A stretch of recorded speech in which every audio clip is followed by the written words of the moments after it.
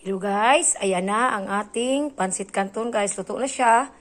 Meron siyang squid balls, tapos pork. Yan. Tapos nilagyan ko ito guys ng oyster sauce para lalo siyang sumarap. Yan. Wala itong limit guys sa ingredients kasi ayoko magluto na hindi talaga marami ang sahog. Gusto ko yung marami talaga ang sahog guys. Ayan. Yan yung squid balls. Yung wachichaw. Iwan ko na tawag ito guys. Yung beans ba? Itong ganito, oh. Hindi ko alam yan. Tapos bell pepper. Yan. Cabbage. Spring onions. Garlic. Meron dito, guys, seasoning ha. Nilagyan ko dito ng seasoning. Yan. Hindi siya masyadong dry. Kasi ayoko, guys, ng pansit na dry ba. Mas masarap kung meron kung ano siya. Yan, tawag dyan, juicy. Yan, napakasarap ito, guys. Naku, my God. Yan, kung kahit bibili pa tayo sa mga class na restaurant, iba nga ang taste nila.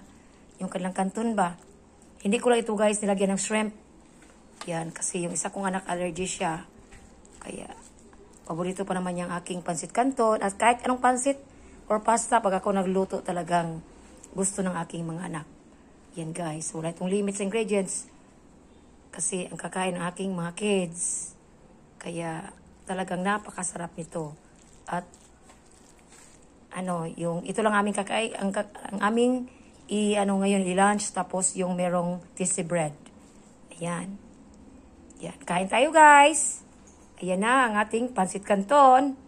Talagang napakasarap nito guys. Nako, talagang mapapawaw kayo guys kung nandito lang kayo sa kasi talagang napakasarap nitong aking pansit canton. Yan, wala itong limit-limit guys. Pag ako magluto, gusto ko marami talagang sahog. Ayan. At siya. Hanggang dinner pa ito guys kasi dinamihan ko siya para hanggang dinner na lang. Ayan.